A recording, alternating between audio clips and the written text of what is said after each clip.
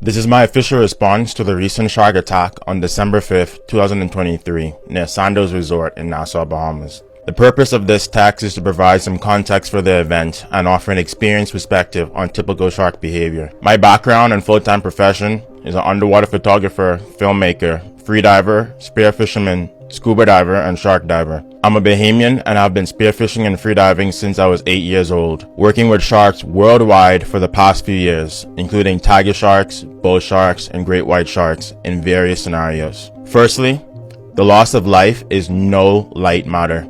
It's a serious issue that needs acknowledgement, regardless of your opinions about sharks. My condolences go out to the family members and loved ones of the woman who lost her life recently while paddleboarding here in Nassau. The available information from the news reports is very vague.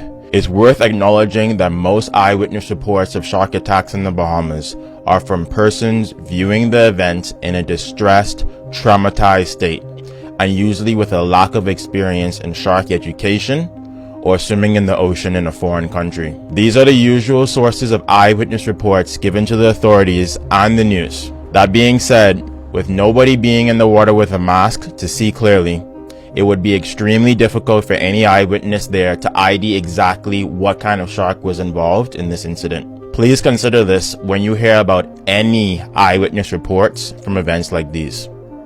There's a little bit more information about the location. From my experience, I've rarely seen a shark in the Sandoz Resort beach area in the bay on the northwestern side of Nassau. However, this does not mean that sharks do not patrol this area. There are a lot of seagrass beds in that area, which means that there are a lot of turtles, and wherever there is prey, there are predators.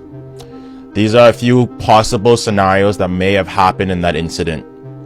When paddleboarding, people are usually standing up using their paddle to propel themselves forward, meaning they're splashing the water. If you're on your paddleboard using your arms or legs to propel yourself in the water, it means you are splashing the water. The woman may have seen the shark in the water, panicked, fell off the board into the water, trying to swim away, or started swimming faster to swim away from the shark.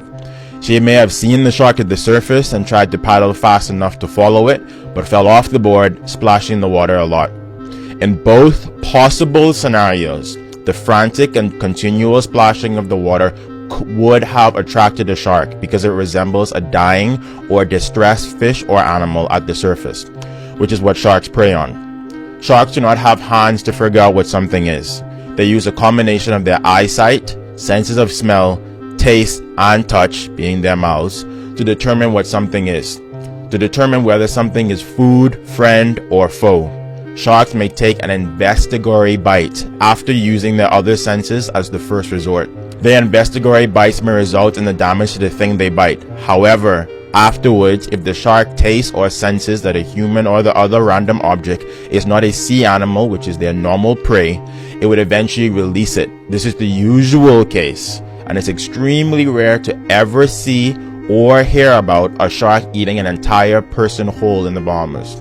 So you're wondering what to do in situations like this if you ever happen to be in this situation. These kind of shark attacks are extremely rare, and you should not be afraid to paddleboard or go to the beach in the Bahamas.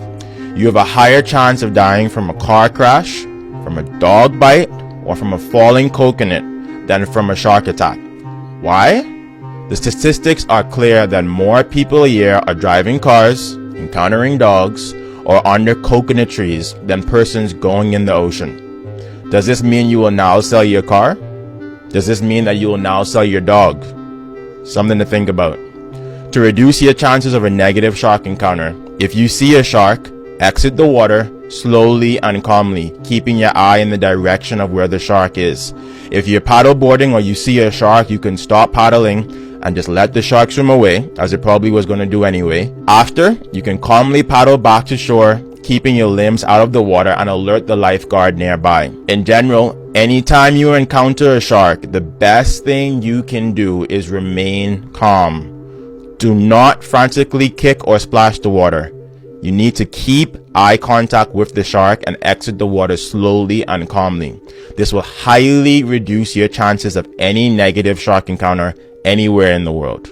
The Bahamas does not have a shark problem. The solution is not starting to kill sharks. This will only harm the Bahamas fisheries because sharks help remove the weak or diseased animals from the ocean so that the healthy ones can reproduce and thrive. This is called natural selection. The Bahamas has had 338 days this year of extremely high tourist visits, with thousands of tourists and people going in the water each day with no shark attacks. Statistically, with more people visiting a country and going into the ocean than ever before, doesn't that mean there will be more people leaving great reviews about the Bahamas swimming in the ocean? Doesn't that mean there will be even more people who come back to the Bahamas wanting to swim in the ocean? Doesn't that mean that statistically, it's more likely that there will be more shark encounters than reported than ever before? The answer is yes. These are a few proactive solutions regarding coexisting with sharks. Tourists should educate themselves on what to do if they encounter a shark in the ocean. You should avoid swimming in the ocean at sunrise or sunset. These are prime hunting hours for sharks. Don't swim in the ocean at night. Tourists and operators should be made aware that putting bait, chum, dead fish, squid, whatever you want to call it, in the water at any location will attract all marine animals, not just turtles, not just fish. If you put any form of chum in the water, be prepared to have a shark, stingray, fish, squid, turtle be attracted to the scent. You do not get to pick and choose. Yachts or sailboaters should avoid throwing fish guts or carcasses off the side of their boats after cleaning the catch of the day when in a popular anchorage. This will attract sharks along with other animals to eat these scraps. It's advisable to put the carcasses in a bucket or container. Throw the scraps overboard somewhere else in deeper water where people are less likely to enter the water. I'm working on a comprehensive program centered around shark behavior that would include information about what to do if you encounter a shark in different scenarios in the Bahamas. This will address questions regarding spearfishing, shark diving or feeding operations, the yachting or sailboat community, fish cleaning stations and marinas, and other topics. Let me know your thoughts about this. I hope this educates somebody, and I really hope that somebody can get a good takeaway from this to prevent a negative shark encounter. And I just want people to be safer in the water. So thanks for watching if you made it this far, and stay tuned for more.